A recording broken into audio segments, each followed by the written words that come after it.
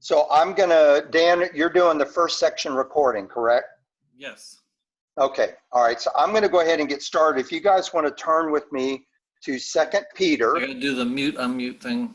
Okay, sorry.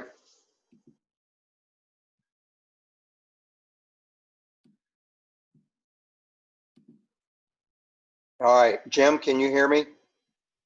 Okay. Turn to 2 Peter chapter 2. 2 Peter chapter 2, and we're going to pick up in verse 12.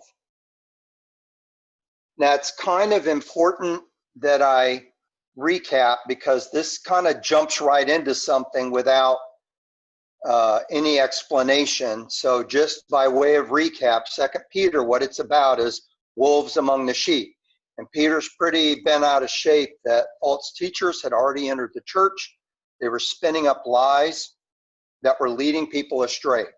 So the next, through the end of the book, chapter 2 is there how you spot them, what's going to happen to them, and what's going to happen to the people they lead astray. What does it do to the people that are led astray? The problem that I'm going to go through today is staying on track. This section of 2 Peter is an oft-used section when an Arminianist and a Calvinist get into a debate about once saved, always saved, or do you have enough free will to actually lose your salvation? There's a couple of proof texts in here, especially for an Arminianist. What I don't want to do is go down that rabbit trail to any great extent. We've had many discussions at Breaking Bread about that. That's never going to get resolved. The Bible gives examples of both. This section today you're going to see is pretty opaque. You can take it quite a few different ways. You can interpret it in different ways. So I don't want to go down that rabbit trail. I have an opinion. That's great. I've explored it to my own self-satisfaction. But in the end, guys, this is not a pivotal doctrine. You think, well, that sounds pretty pivotal.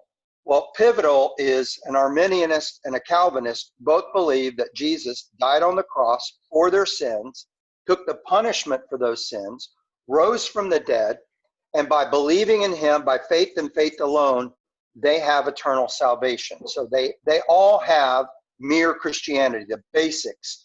They'll be Arminians and Calvinists, both in heaven, side by side, singing praises to God. That's not going to be an issue.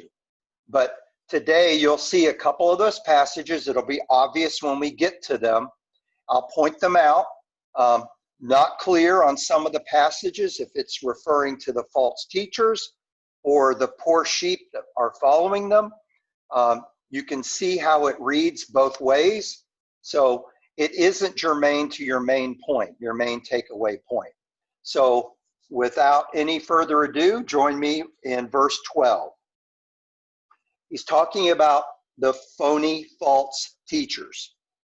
But these, like natural brute beasts made to be caught and destroyed, speak evil of the things that they do not understand, and they will utterly perish in their own corruption and will receive the wages of unrighteousness, as those who count it pleasure to carouse in the daytime.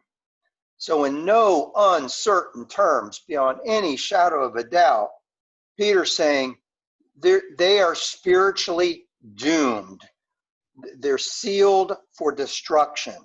He describes them as natural brute beasts. So I did a little more reading just for my own edification on some of these. They taught a variety of false doctrines, but one of those doctrines that they taught plays into today's reading. They were teaching people that there's a difference between your spirit and your body, your flesh. Now we recognize that difference. Christianity harmonizes those two and says the spirit needs to bring the flesh into submission. Well, what these false teachers were saying is there is a distinction between the spirit and the flesh, But it does not matter what you do in the flesh, because the flesh is corrupt and doomed to die, but the spirit lives forever. So you can live however you want to live. You, especially in regards to sexual sin, you can do whatever you want to do, because that's all done in the body. But that isn't your spirit. So the distinction they draw had to do with behavioral distinction. They literally were teaching people that, you know, it's okay to experience things, and sex is good and God made it. It's all natural and it's all fine, because there's a distinction between the flesh and your spirit, and it doesn't matter what you do in your body. So you can see that this would cause problems, especially to somebody like Peter. He's freaking out that they're being taught this. So that's one of the reasons he refers to them as natural brute beasts. They're nothing more, since they are teaching people to behave as nothing more than animals, and they are behaving as animals themselves. Then he's saying, like animals, they deserve to be caught and destroyed. They teach about things they do not understand, and they will, I mean, no bones here, they will utterly perish in their corruption.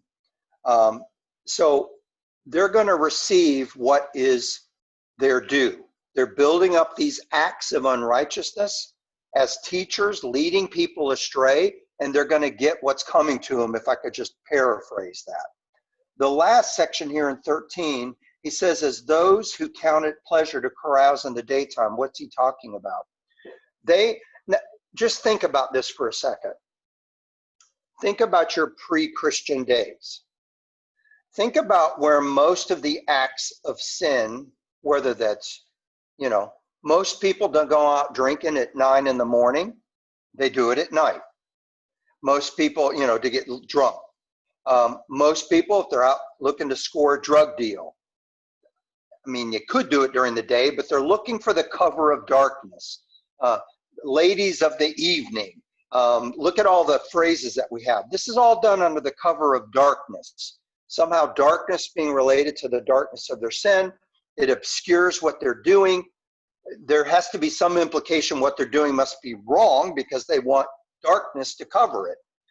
However, these teachers, these false teachers, Peter says, they count it pleasure to carouse in the daytime.